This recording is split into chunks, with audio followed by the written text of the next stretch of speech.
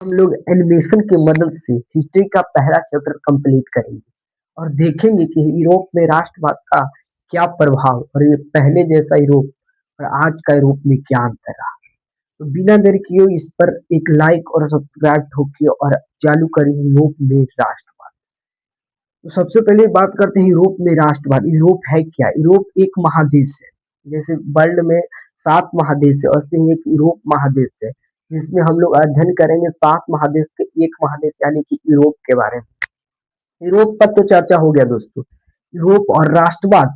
राष्ट्रवाद का मतलब क्या है? जैसे देखिए, देश के प्रति प्रेम की भावना को राष्ट्रवाद कहते हैं।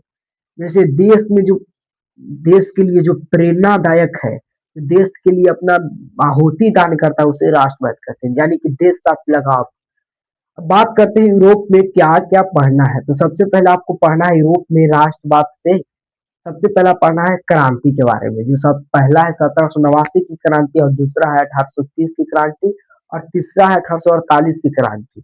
और फिर एक है एकीकरण, जो जर्मनी का एकीकरण, इटली का एकीकरण और थोड़े बहुत हंगरी, पोलैंड का एकीकरण। जो ये पूछता नहीं है, लेकिन इसको समझने के लिए और यूरोप कैसे बना उसके लिए पढ़ना बहुत जरूरी है।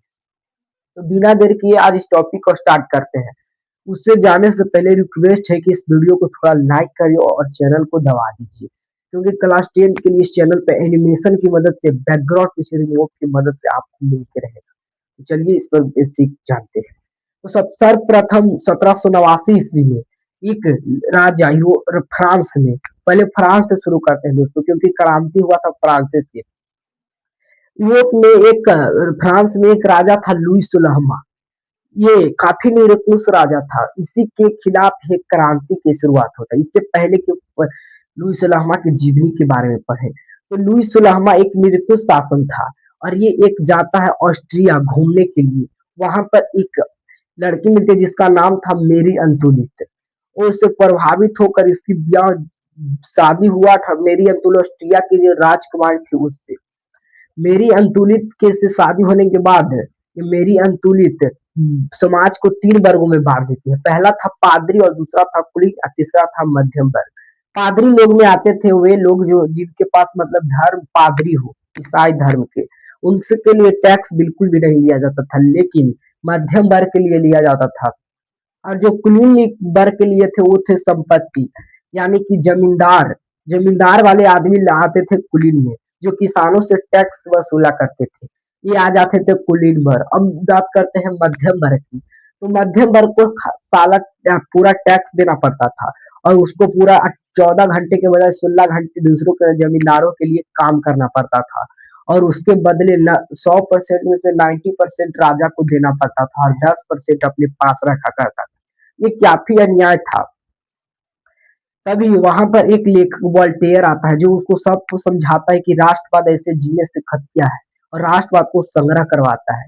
इसीलिए 14 जुलाई 1789 ईस्वी में क्रांति की शुरुआत होता है, जिसके पूरे वर्ल्ड में फ्रांस की क्रांति के नाम से जाना जाता है।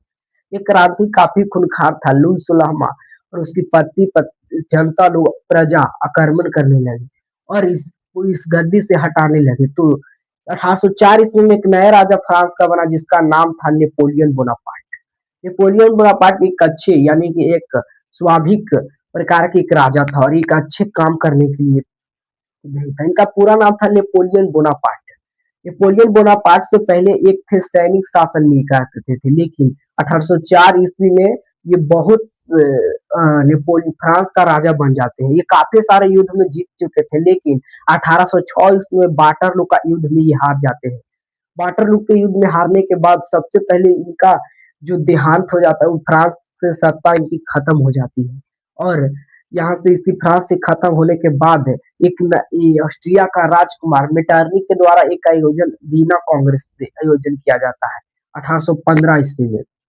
इसमें 5 देश भाग लेते हैं, ऑस्ट्रिया, प्रसा, रूस, इंग्लैंड और फ्रांस। ये पांचों देश से इस इस इस इस मेटरनिक का काम था कि इस जो नेपोलियन बोनापार्ट का जो वंश था उसको समाप्त कर फिर से फ्रांस में बोर्बो राजवंश का शासक स्थापित करना था। यानी कि लुई सोलहमा में जो शासक था, जो शासन था, वही फिर से लाना चाहता था यह वीना कांग्रेस के द्वारा।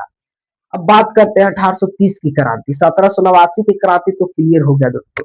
1789 की क्रांति 14 जुलाई 1789 को हुआ। इसी के खिलाफ फ्रांस में 14 जुलाई को स्वतंत्रता दिवस मनाया जाता है। अब आइए 1830 की क्रांति।